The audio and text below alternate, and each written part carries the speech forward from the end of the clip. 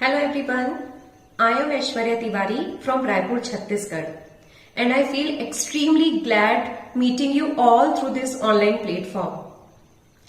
I am starting my online classes for civil services examinations, both for Union Public Service Commission and State Civil Services. In classes को start करने के दो मुख्य कारण हैं. My first reason is my friends and many acquaintances who were continuously asking me to start my classes. मेरा जो दूसरा मेन कारण है वो है अभी present day scenario, corona pandemic. Corona की वजह से ऐसे बहुत से छात्र हैं जो दूरस्थ एरियाज में हैं, रिमोट एरियाज में हैं और वो चाह के भी अपनी पढ़ाई कंटिन्यू नहीं कर पा रहे हैं. कुछ को जॉब क्राइसिस है, किन्हीं के साथ फैमिली इश्यूज है, किन्हीं के साथ हेल्थ इश्यूज है. तो ये मेरा एक छोटा सा प्रयास है. It's a very humble effort of mind and I hope you will like it. मैं अपनी क्लासेस हिस्ट्री से स्टार्ट कर रही हूं, that to Indian history. I will start with ancient history और मेरी क्लासेस बाइलिंगुअल रहेंगी. मैं क्लासेस क्रोनोलॉजिकली स्टार्ट कर रही हूं ताकि कॉन्सेप्चुअल क्लैरिटी रहे. जो स्टूडेंट्स पहले कभी क्लासेस नहीं अटेंड किए वो भी हमारे साथ जुड़ सकें और जिन्होंने पहले प्रिपरेशन कर रखी है उनके लिए ये एक तरीके का रिवीजन सेशन हो. आप प्लीज अपने वैल्यूएबल फीडबैक्स और रिकमेंडेशंस मुझे देते रहिएगा और let's really begin this classes and I feel extremely happy and excited to share with you all the videos I have lined up. So thank you so much and let's join in high spirits. So let's begin with the history classes.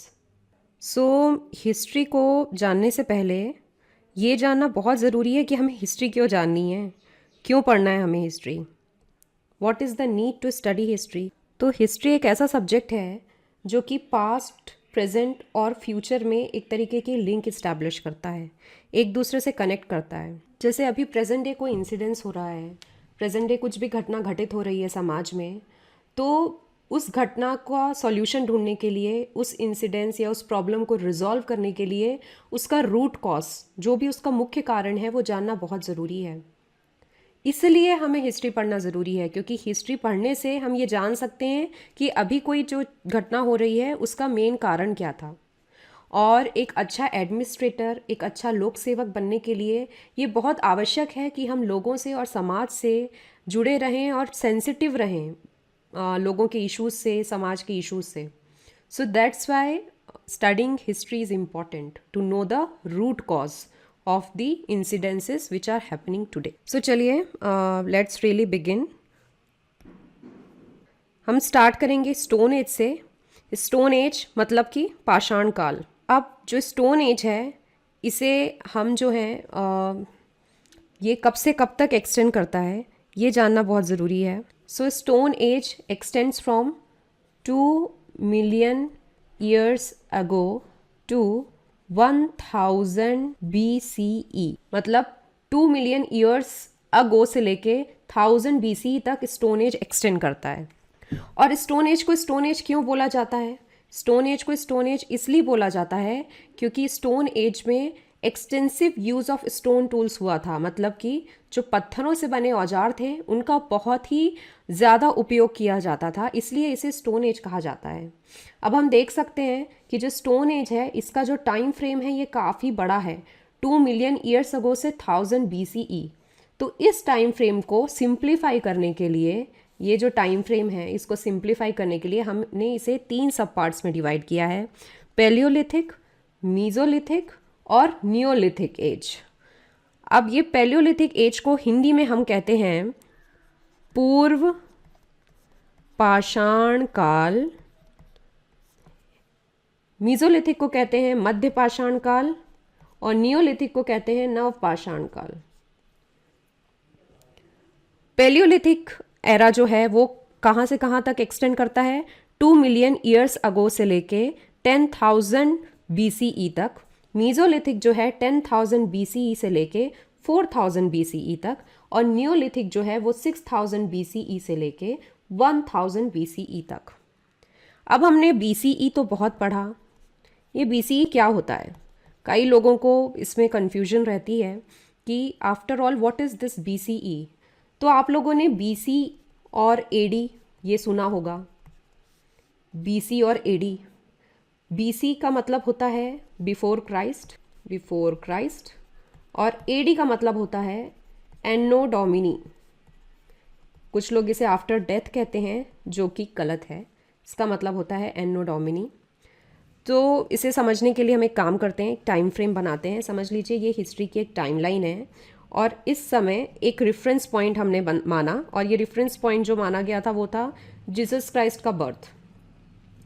ये reference point जो है यही है 0 BC और यही है 0 AD। इस reference point से राइट हैंड साइड मतलब और आगे की ओर जाने से जितने भी डेट्स आएंगी वो सारी AD होंगी। जैसे 1857 AD, 1947 AD, और यहाँ तक कि जो प्रेजेंट डे 2020 चल रहा है ना, इसे भी हम 2020 AD कह सकते हैं। और वही 0 BC के पहले, रेफरेंस पॉइंट के पहले जितनी भी डेट्स हैं वो सारी किस में जाएंगी? BC में जाएंगी। जैसे 1700 BC, 2000 BC, 10,000 BC etcetera.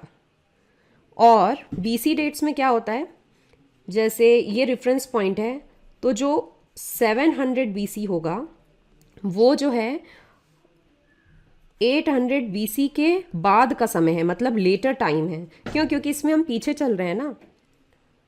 So this is about BC and AD। अब ये BCE और CE क्या होता है?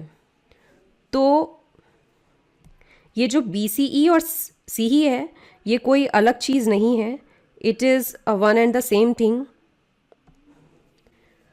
BCE is equal to BC और CE is equal to AD। BCE का फुल फॉर्म है बिफोर कॉमन एरा और CE का फुल फॉर्म है common era. Because when we were studying BC and AD, we felt as in we are imposing a religion. So to be secular and to be religiously neutral, हमने BCE और CE का use कर रहे हैं। So this is the standard way of denoting a date in history. ये सही तरीका है BCE and CE. So अब हम आते हैं पैलियोलिथिक, मीजोलिथिक और नियोलिथिक में वापस। तो हम देख सकते हैं कि मीजोलिथिक और नियोलिथिक का जो समय है इसमें कुछ ओवरलैप है। कैसे? मीजोलिथिक है 10,000 BCE से लेके 4,000 BCE तक, लेकिन नियोलिथिक जो है वो 4,000 से स्टार्ट नहीं हो रहा है, वो स्टार्ट हो रहा है 6,000 BCE से लेके 1,000 BCE तक। तो व्हाई इज दिस ओवरलैप? ये डेट्स ओवरलैप क्यों कर रही हैं? इन डेट्स के ओवरलैप करने का कारण है द पास्ट डे टाइम्स। जैसे अभी प्रेजेंट डे में क्या होता है कि कोई भी एक चीज़ अगर वर्ल्ड के किसी एक कोने पे है तो दूसरे कोने तक पहुंचने में ज़्यादा समय नहीं लगता। कई बार डिजिटल प्लेटफॉर्म्स में मूवीज़ जैसे रिलीज़ होती हैं तो वो एक साथ वर्ल्ड वाइड रिलीज़ हो जाती हैं, इंडिया में भी और दूसरे कॉर्नर में भी एक साथ एक ही दिन रिलीज़ हो जाती हैं। लेकिन स्टोन एज के समय पे तो कोई टेक्नोलॉजी थी नहीं, ग्लोबलाइजेशन था नहीं। तो क्या होता था कि आसपास की जो सोसाइटी थी उस समय, जो अर्ली मैन की सोसाइटीज़ थी, वो भी एक दूसरे से डिस्कनेक्टेड रहती थी। इसलिए कुछ सोसाइटीज़ जो थी वो जल्दी एडवांस हो गई और कुछ सोसाइटी जो थी वो लेट से एडवांस हुई। इसलिए कुछ सोसाइटी जो है वो मीजोलिथिक से नियोलिथिक जल्दी ट्रांजिशन कर गई और कुछ सोसाइटी जो हैं वो ट्रांजिशन नहीं कर पाई जल्दी। इसलिए हम ये 2000 ईयर्स का ओवरलैप देखते हैं। अब वहीं पे कई लोग बोलेंगे कि भाई मीजोलिथिक और नियोलिथिक में तो ओवरलैप है, but why there is no overlap between palaeolithic and mesolithic? इसके भी पीछे कारण है। हम एक हिस्टोरिकल टाइमलाइन को कई आइज एज में डिवाइड कर सकते हैं। जैसे जो अभी प्रेजेंट डे टाइम है ये भी एक आइज एज ही है, और एक आइज एज के अंदर ही एक पीरियड आता है, उसे कहते हैं interglacial period. It can be several years, many years long. Interglacial period में क्या होता है? इंटरग्लेशियल पीरियड में होती है ग्लोबल वार्मिंग। ग्लोबल वार्मिंग मतलब पूरी जो पृथ्वी है वो एक साथ इट स्टार्ट्स हीटिंग, एक साथ हीट होती है। तो ग्लोबल वार्मिंग की वजह से क्या हुआ, जितनी भी आइस थी पूरे आइस एज की, वो धीरे धीरे मेल्ट होने लगी and it got converted into reverse. नदियों के रूप में वो परिवर्तित हो गई। पानी की प्रचुरता की वजह से क्या हुआ, एबेंडेंस हुआ किसका, फ्लोरा एंड फौना का, यानी कि वनस्पति और जीव जंतु जो हैं वो कई मात्राओं में और कई वैरायटी में जो है धरती पे स्टार्ट होने लगे, उपस्थित होने लग गए। और इस वजह से क्या हुआ, जो ह्यूमंस थे उनकी भी नीड्स ग्रो हुई, वो भी नेचर के साथ अडेप्ट किए। और इस वजह से क्या हुआ, जो पैलियोलिथिक से मीजोलिथिक का ट्रांजिशन था वो एक साथ हो गया because of this interglacial period. करीब 11,000 BCE से इंटरग्लेशियल पीरियड स्टार्ट हुआ and it extended till 8000 BCE तक। So this shift from Paleolithic to Mesolithic was smooth because of interglacial period. अब हम इनकी मेन कैरेक्टरिस्टिक्स पढ़ेंगे कि आखिर पैलियोलिथिक, मीजोलिथिक, नियोलिथिक में क्या बेसिक डिफरेंसेस हैं। तो पैलियोलिथिक एरा जो है, इस समय जो अर्ली मैन था वो रॉ मीट खाता था। क्यों? क्योंकि फायर की डिस्कवरी नहीं हुई थी। लेकिन फिर भी कुछ एविडेंसेस हमें मिलते हैं जिसमें जो पैलियोलिथिक पीरियड है उसमें कुक्ड मीट के एविडेंसेस हैं। तो ऐसा कैसे? ऐसा इसलिए क्योंकि उस समय भी होती थी फॉरेस्ट फायर्स, जंगल में आग लग जाती थी because of sun rays, heating due to sun ray, sunlight. और इस वजह से उसमें जो जीव जंतु प्रेजेंट रहते थे वो उन दे डाई, वो मर जाते थे। और साथ ही साथ जो मीट था इट बिकेम कुक्ड। तो इंटेंशनल कुकिंग नहीं होती थी, it got cooked by chance. और इस समय जो टूल्स थे वो बहुत रफ थे, बहुत कोर्स टूल्स थे, बड़े बड़े टूल्स थे। और इन जो ये टूल्स थे इनमें वैरायटी नहीं थी। एक ही टूल को कई पर्पसेस के लिए यूज़ किया जाता था, टेयरिंग के लिए, ग्राइंडिंग के लिए, स्पेसिफिक यूजेज नहीं था इन टूल्स का, इन स्टोन टूल्स का। फिर पैलियोलिथिक से आया मीजोलिथिक। तो मीजोलिथिक में क्या हुआ, after the discovery of fire जो अर्ली मैन हैं, जो ह्यूमन बींग्स हैं, वो अब कुक्ड मीट कंज्यूम करने लग गए। साथ ही साथ क्या स्टार्ट हुआ, डोमेस्टिकेशन ऑफ एनिमल्स, मतलब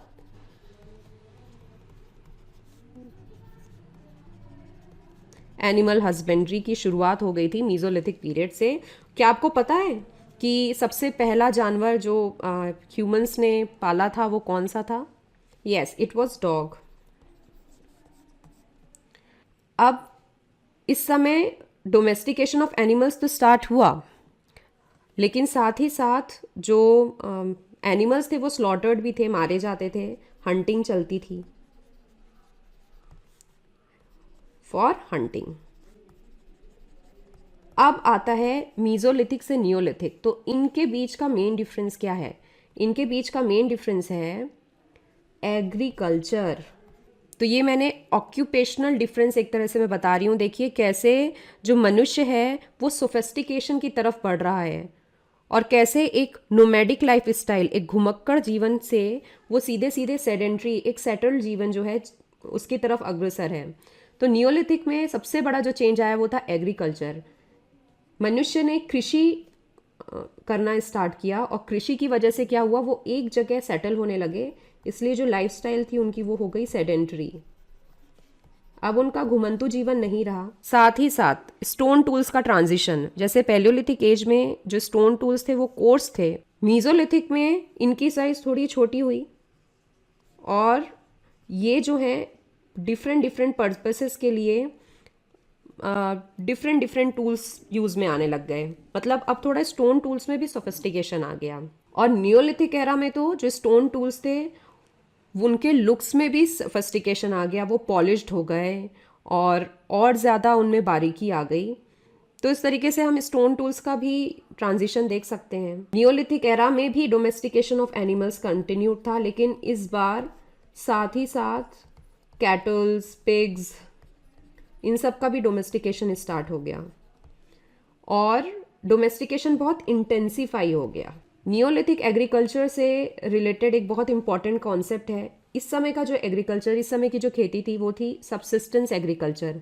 मतलब इंसान को जितनी आवश्यकता होती थी, मनुष्य को जितनी आवश्यकता थी, वो उतना ही उत्पादन करता था, उतनी ही कृषि करता था, एक्स्ट्रा प्रोड्यूस नहीं था। So this was all about palaeolithic, mesolithic, neolithic age. तो आई विश कि आप जो हैं एक कॉपी और एक पेन के साथ बैठें और साथ ही साथ पॉइंट्स भी नोट करते चले जाएं, डिफरेंसेस नोट करते चले जाएं। This is a very fundamental concept. Palaeolithic age में जो अर्ली मैन था वो हिली स्लोप्स में रहता था, जो पर्वतीय ढलान होती हैं वहाँ रहता था। उसके पीछे भी कारण है। वो इसलिए क्योंकि पर्वतों के ऊपर स्टोन्स बहुत होते हैं, पर्वतों के ऊपर जंगल बहुत होते हैं और इसलिए जीव भी बहुत होते हैं। तो जहाँ पे मनुष्य की भोजन की व्यवस्था थी, जहाँ पे मनुष्य के लिए स्टोन की अवेलेबिलिटी थी ताकि वो हंटिंग कर सके, ताकि वो शिकार कर सके, वहाँ पे वो रहता था। मीज़ोलिथिक एरा में भी जो ह्यूमंस हैं वो रहते थे हिली स्लोप्स पे, लेकिन अब वो थोड़ा नीचे की तरफ आ गए थे। और नियोलिथिक एरा में रिवर वैलीज और माउंटेन वैलीज, मतलब पर्वतीय और नदी की घाटियों में लोग सेटल होने लगे थे। क्यों? Due to availability of water. अब हम एग्जाम्पल्स देखते हैं अलग अलग एरा की साइट्स का। तो ये बताइए कि आर्ट एंड क्राफ्ट क्या सिग्निफाई करता है, कला का क्या महत्व है। तो art and craft usually higher level of consciousness signify करता है। मतलब कि जब तक किसी भी मनुष्य की, किसी भी ह्यूमन की बेसिक नीड्स नहीं मीट होंगी, जब तक उसका पेट भरा नहीं रहेगा, जब तक वो काम नहीं रहेगा, तब तक वो आर्ट एंड क्राफ्ट कला नहीं कर सकता। So art and craft denotes higher level of consciousness. अब क्या आप गेस कर सकते हैं कि ड्यूरिंग दिस स्टोन एज, इस पाषाण काल के समय, क्या आर्ट एंड क्राफ्ट कर सकते थे अर्ली मैन? क्योंकि इनकी लाइफ तो अनसेटल्ड थी, कंटिन्यूसली सर्वाइवल के लिए फाइट करते रहते थे। तो वॉज दैट पॉसिबल? तो टेक्निकली आर्ट एंड क्राफ्ट जो है स्टोन एज में पॉसिबल नहीं है। लेकिन आश्चर्य की बात यह है कि स्टोन एज में हम आर्ट एंड क्राफ्ट देखते हैं। किस फॉर्म में? रॉक पेंटिंग्स के फॉर्म में, जिसे हम कहते हैं भित्ति चित्र हिंदी में। सो ऐसा कैसे हो गया? ऐसा इसलिए हुआ क्योंकि जो मनुष्य था वो 2 मिलियन ईयर्स अगो से लेके अपर पैलियोलिथिक एरा तक जो स्ट्रगल थी उसकी सरवाइव करने के लिए, अपने जीवन यापन करने के लिए, जो उसने तकलीफ जो कर रहा था वो उसने अपने हिस्से की कर रखी थी। और अपर पैलियोलिथिक एज, अब ये अपर पैलियोलिथिक एज क्या होता है? जब भी हम एक्सकावेशन करते हैं, जब भी आर्कियोलॉजिकल साइट्स विजिट करते हैं, तो क्या होता है, एक्सकावेशन करने पे, ज़मीन खोदने पर कई लेयर्स मिलती हैं अलग अलग तरीके की आर्कियोलॉजिकल साइट्स की। तो जो सबसे ऊपरी लेयर होती है ना, वो सबसे रीसेंट मोस्ट लेयर होती है, मतलब वो घटना लेट से घटित हुई थी। और जैसे जैसे हम नीचे चले जाते हैं वैसे वैसे हम प्राचीन काल की ओर बढ़ते चले जाते हैं और पूरे पुराने तरफ की ओर बढ़ते चले जाते हैं। तो अपर पैलियोलिथिक एज मतलब, अपर मतलब न्यू ईयर, मतलब ये लोअर पैलियोलिथिक के हिसाब से नया होगा। तो 2 मिलियन ईयर्स अगो से लेके लोअर पैलियोलिथिक एज में सर्वाइवल की फाइट अर्ली मैन कर लिए थे, और अपर पैलियोलिथिक एज में भी सर्वाइवल की फाइट कर रहे थे। लेकिन अब उनकी लाइफ जो थी वो थोड़ा सा यूज टू हो गए थे, अकस्टम्ड हो गए थे एंड वेरियस चीज़ों से। तो उन्होंने आर्ट एंड क्राफ्ट स्टार्ट किया। तो आर्ट एंड क्राफ्ट का बेस्ट एग्जाम्पल, जैसे मैंने बताया, रॉक पेंटिंग्स होती हैं। और सबसे पहला जो रॉक पेंटिंग डिस्कवर की गई थी वर्ल्ड में, first rock painting which was discovered, ये थी भीमबेटका केव पेंटिंग्स। ये हैं लोकेटेड इन मध्य प्रदेश में लोकेटेड हैं। एंड ये first set of pre historic paintings हैं जो कि 1957-58 में एक आर्कियोलॉजिस्ट हैं मिस्टर V.S. वाकंकर, उनके द्वारा जो है डिस्कवर की गई थी, उनके द्वारा खोजी गई थी। प्री हिस्टोरिक पेंटिंग्स हैं, मतलब एग्जैक्टली कौन सी एज की हैं? अपर पैलियोलिथिक एज की हैं और साथ ही साथ मीजोलिथिक एज की हैं। अपर पैलियोलिथिक एज की जो पेंटिंग्स हैं वो थोड़ी साइज में बड़ी हैं और मीजोलिथिक एज की जो पेंटिंग्स हैं वो थोड़ी साइज में छोटी हैं, जो कि ये दर्शाता है कि मीजोलिथिक में ट्रांजिशन करते करते तक, मीजोलिथिक में आते आते तक जो अर्ली मैन है वो थोड़ा और सोफिस्टिकेटेड हो गया, ज़्यादा सोचने लगा, ज़्यादा ऑब्जर्व करने लगा, उसकी ऑब्जर्वेशन स्किल्स, अवलोकन शक्ति जो है उसकी बढ़ गई और वो पिक्चरों में, अपनी चित्रकारी में बहुत सारी चीज़ें दर्शाने लगा, कॉम्प्लेक्स चीज़ें दर्शाने लगा। तो कॉम्प्लेक्स चीज़ों को दर्शाने के लिए उसने अपनी पेंटिंग की साइज़ छोटी कर दी, लेकिन विविड कर दी, बहुत वैरायटी थी उसमें। इन्हें हम भीमबेटका केव पेंटिंग्स को फेमसली कहते हैं जू रॉक शेल्टर। क्यों? क्योंकि ये अलग अलग तरीके के जानवरों को पिक्चराइज करता है, इसमें अलग अलग तरीके के जानवरों की चित्रकारी है, जैसे एलिफेंट हो गया, कैटल्स हो गए अलग अलग तरीके के, बारहसिंघा, snake, rhinoceros etcetera. Neolithic site का बेस्ट एग्जाम्पल मेहरगढ़ है, जो कि अभी प्रेजेंट डे पाकिस्तान में है, और इसमें व्हीट एंड कॉटन के एविडेंस मिले हैं। अब हम आते हैं चालकोलिथिक एज में। तो हम देख रहे हैं धीरे धीरे कैसे ह्यूमन सोसाइटी जो है वो डेवलपमेंट की ओर जा रही है। चालकोलिथिक एज वो एज है जिसमें अब लोग जो हैं they are on the threshold of civilisation, सभ्यता के बहुत नज़दीक है। और चालकोलिथिक एज जो है वो स्टार्ट होती है 2800 BCE से लेके 700 BCE तक। तो स्टोन एज तो हमने पढ़ा 2 मिलियन ईयर्स अगो से लेके 1000 BCE तक है स्टोन एज तो पूरी। ब्रॉन्ज एज मतलब है इंडस वैली सिविलाइजेशन। और चालकोलिथिक एज के बारे में अभी हम पढ़ने जा रहे हैं। तो चालकोलिथिक का मतलब क्या होता है? तो चालको जो वर्ड है ना, इसका मतलब होता है कॉपर, और लिथिक का मतलब होता है स्टोन। चालकोलिथिक एरा के लोग थे वो कॉपर के मेटलर्जी से, मेटलर्जी मतलब metal science related to the extraction of metals, किस तरीके से धातुओं को एक्सट्रैक्ट किया जाता है, दैट इज मेटलर्जी। तो चालकोलिथिक पीपल जो थे वो कॉपर के एक्सट्रैक्शन, कॉपर की मेटलर्जी से परिचित थे। They were used to it, they were knowing it. और chalcolithic age is definitely more advanced than stone age. जो पाषाण काल है उसके कंपैरिजन में जो चालकोलिथिक एज है ये ज़्यादा एडवांस्ड है। बट सबसे बड़ा डिसएडवांटेज चालकोलिथिक एज पीपल का ये है कि इनका कंपैरिजन स्टोन एज से तो नहीं होता, हमेशा इंडस वैली सिविलाइजेशन से होता है। और इंडस वैली सिविलाइजेशन जो है वो अपने टाइम की एक मेट्रोपोलिस, नॉट इवन अर्बन, सिर्फ टाउनशिप एरिया नहीं थी बल्कि मेट्रोपोलिस सिविलाइजेशन था अपने समय का। तो इसलिए चालकोलिथिक एज जो है वो इंडस वैली सिविलाइजेशन के कंपैरिजन में बैकवर्ड है। अब इसका एक्सपेंशन देख लें। चालकोलिथिक एज जो है वो ब्रॉन्ज एज के पहले भी प्रेजेंट थी, उसके दौरान भी प्रेजेंट थी, और उसके बाद में भी प्रेजेंट रही है। तो ऐसा क्यों हुआ? मैंने बताया था रीज़न। उस समय ग्लोबलाइजेशन और टेक्नोलॉजी थी नहीं, डिजिटल वर्ल्ड था नहीं, तो आजू बाजू की भी जो सोसाइटी थी वो एक दूसरे से उतनी ज़्यादा कनेक्टेड नहीं रहती थी। कुछ सोसाइटी जो थी वो ब्रॉन्ज एज में ट्रांजिशन कर गई, और कुछ सोसाइटी जो थी वो चालकोलिथिक एज में ही रह गई। अब चालकोलिथिक एरा के जो लोग थे वो कहाँ पे सेटल रहते थे? चालकोलिथिक एरा के जो लोग थे वो यूजुअली ऐसी जगह पे सेटल रहते थे जहाँ पे कॉपर की अवेलेबिलिटी ज़्यादा थी। और साथ ही साथ चालकोलिथिक जो कल्चर है, जो चालकोलिथिक ये जो है कॉपर सप्लाई करता था इंडस वैली सिविलाइजेशन के लोगों को।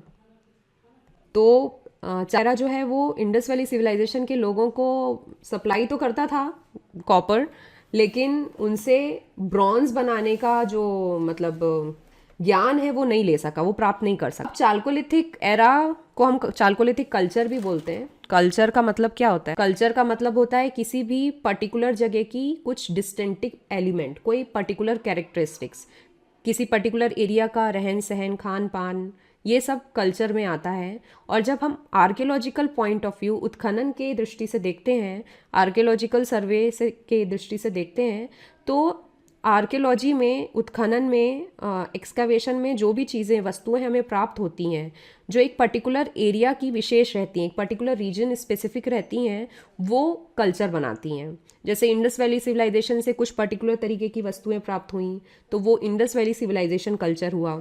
चालकोलिथिक एरा के समय में जो पर्टिकुलर वस्तुएं प्राप्त हुई तो वो चालकोलिथिक कल्चर हुआ। So I hope I am clear with the word culture. Chalcolithic culture जो है इसको हम 3 मेन पार्ट्स में डिवाइड करते हैं। पहला जो है उसे कहते हैं जॉरवे कल्चर, दूसरा है मालवा कल्चर, और तीसरा है आहार कल्चर। जो जॉरवे कल्चर है वो प्रेजेंट डे महाराष्ट्र में प्रेजेंट है।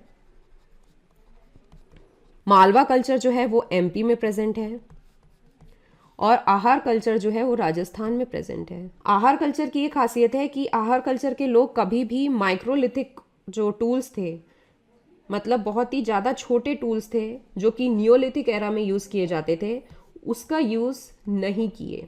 They never used microlithic tools, आहार कल्चर के लोग। मालवा कल्चर जो है वो अपनी डिस्टिंक्टिव पॉटरी स्टाइल के लिए जाना जाता है। ये इनकी खासियत है। अब इंडस वैली सिविलाइजेशन के साथ चालकोलिथिक कल्चर वालों का मतलब क्या रिलेशन था।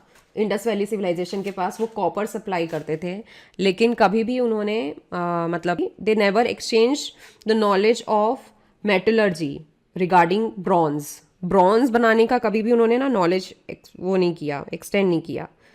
बैकवर्डनेस ऑफ चालकोलिथिक पीपल, तो बैकवर्डनेस इसलिए है क्योंकि वो इंडस वैली सिविलाइजेशन के साथ कंपेयर किए जाते हैं। इंडस वैली सिविलाइजेशन जो था वो एक मेट्रोपोलिस सेटअप था, नॉट इवन अर्बन मेट्रोपोलिस। वहीं जो चालकोलिथिक पीपल थे वो रूरल बैकग्राउंड के थे। साथ ही साथ चालकोलिथिक पीपल जो थे वो इलिटरेट थे, दे वेयर इलिटरेट। लेकिन इंडस वैली सिविलाइजेशन के लोगों की अपनी डिस्टिंक्टिव स्क्रिप्ट है जो अभी तक डिकोड नहीं की जा सकती है, अभी तक डिसिफर नहीं की गई है, लेकिन उनकी स्क्रिप्ट थी, पिक्टोग्राफिक स्क्रिप्ट थी। क्या होती है पिक्टोग्राफिक स्क्रिप्ट, मैं आगे बताऊंगी।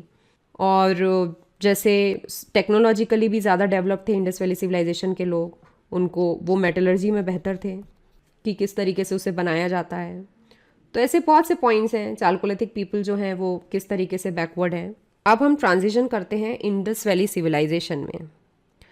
तो इंडस वैली सिविलाइजेशन जो है it is known for bronze figurines, ये जैसा पिक्चर में दिख रहा है, पॉटरी और टेराकोटा फिगरेंस और Harappan seals. Indus valley civilisation को हम बोलते हैं सिंधु घाटी सभ्यता। तो हरप्पा सिविलाइजेशन की खोज कैसे हुई थी? आपको पता होगा कि मिड 19th सेंचुरी में 1853 में इंडिया की फर्स्ट ट्रेन जो है वो it ran between Mumbai to Thane and exact date आप बताइएगा। तो जो हरप्पा की डिस्कवरी है वो एक कोइंसिडेंटली हुई थी, इंटेंशनल नहीं हुई थी।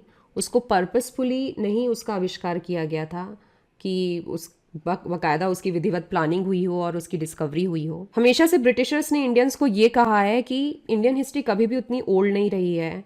जब आर्यंस का आना हुआ, जब उस समय इंडिया को कल्चर मिला, मतलब अराउंड 1250 BCE ओल्ड हमारा कल्चर है, उसी समय हमारा कल्चर डेवलप हुआ।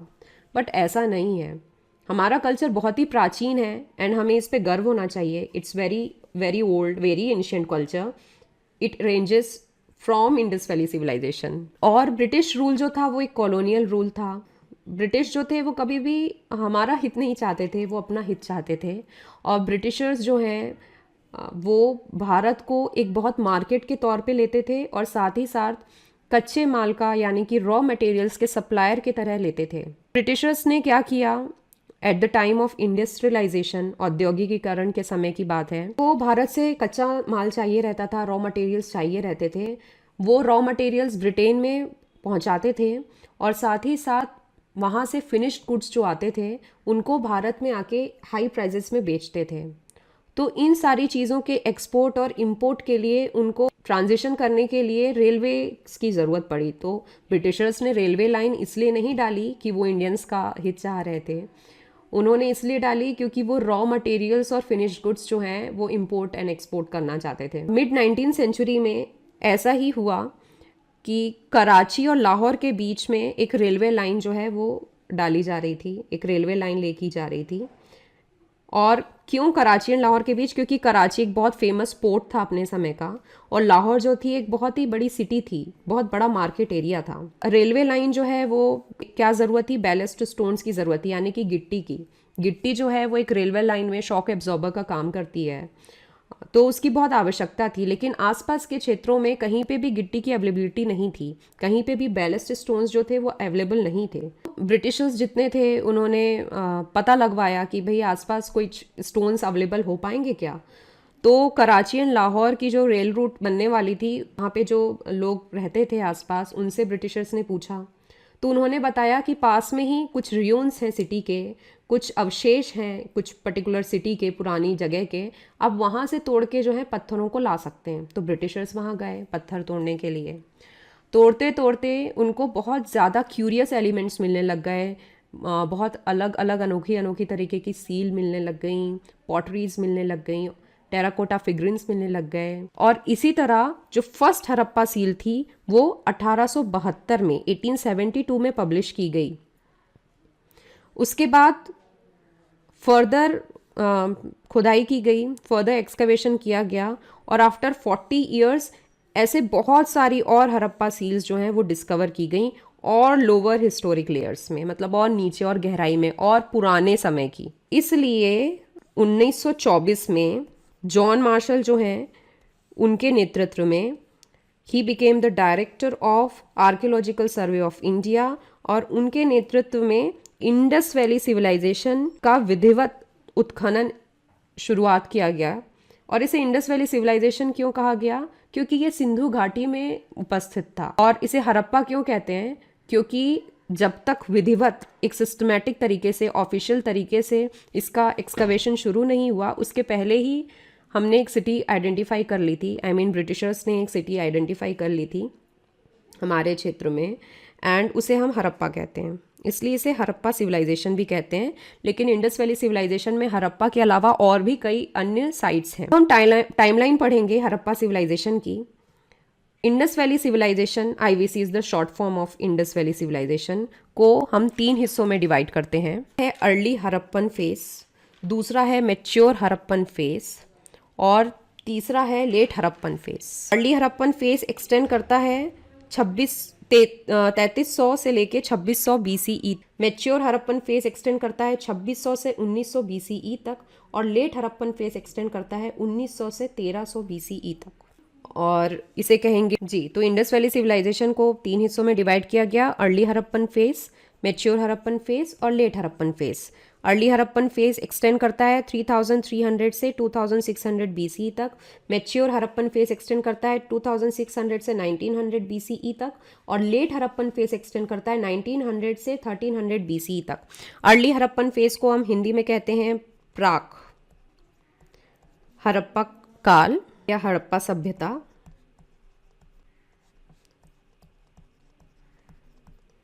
मैच्योर हड़प्पन फेस को हम कहते हैं परिपक्व हड़प्पा सभ्यता और लेट हड़प्पन फेस को हम कहते हैं उत्तर हड़प्पा सभ्यता। और मैंने इसे हाईलाइट किया हुआ है, हम जब भी हड़प्पा के बारे में पढ़ते हैं तो हम मैच्योर हड़प्पन फेस के बारे में पढ़ते हैं। So this is the area of study for UPSC and state civil services. अब geographical expansion of Indus valley civilization के ऊपर जाते हैं। जो इंडस वैली सिविलाइजेशन था वो अपनी समकालीन अन्य सभ्यताओं के कंपैरिजन में सबसे बड़ा सिविलाइजेशन था। और कौन सी थी समकालीन सभ्यताएं इंडस वैली सिविलाइजेशन के हिसाब से? जैसे मेसोपोटामिया, वो एक समकालीन सभ्यता थी और उसके कंपैरिजन में इट वाज मच ह्यूज, काफ़ी बड़ा था। इजिप्टियन सभ्यता जो है रहा है, उसके कंपैरिजन में भी इंडस वैली सिविलाइजेशन जो है वो काफ़ी बड़ा सिविलाइजेशन है।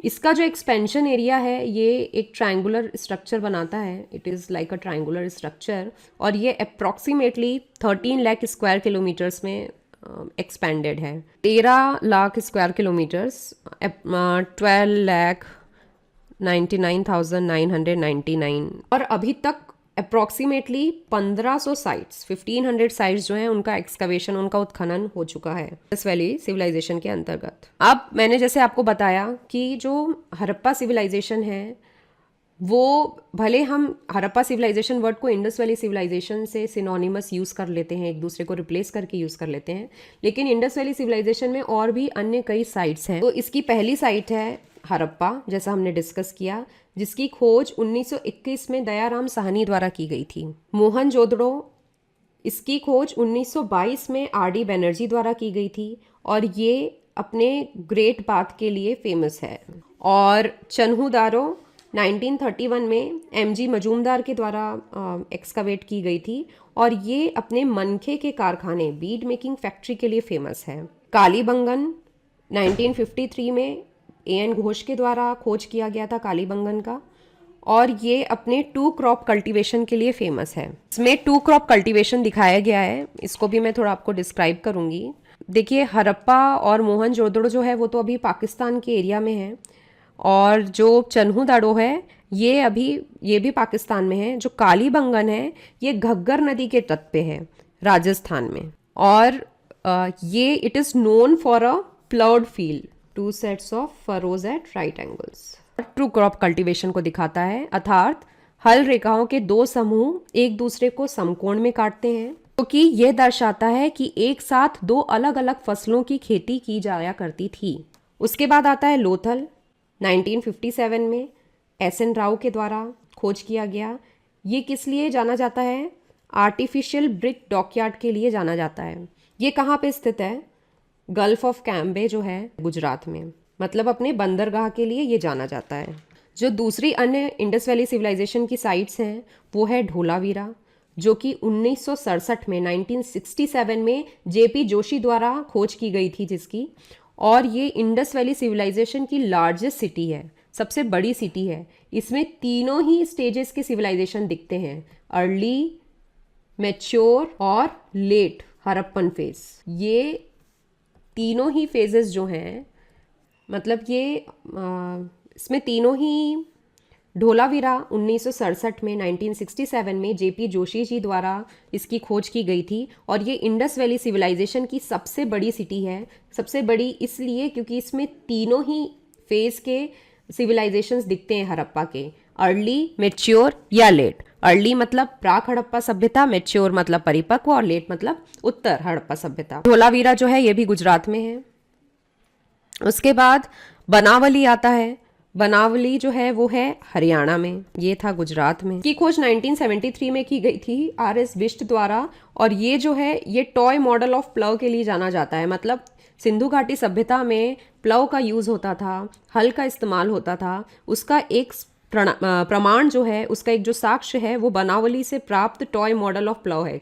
खिलौने रूप में हमें प्लव मिला है, क्योंकि ऐसा अंदाज़ा लगाया जाता है कि इंडस वैली सिविलाइजेशन में जो प्लव थे वो लकड़ी के यूज़ किए जाते थे, तो लकड़ी तो एग्जिस्ट नहीं करेगी, गल गई होगी तब से अब तक। तो इस टॉय मॉडल से ये अंदाज़ा लगाया गया, ये ज्ञान प्राप्त हुआ कि प्लव जो है, लकड़ी का बना हुआ प्लव जो है वो यूज़ किया जाता था हड़प्पा सिविलाइजेशन में।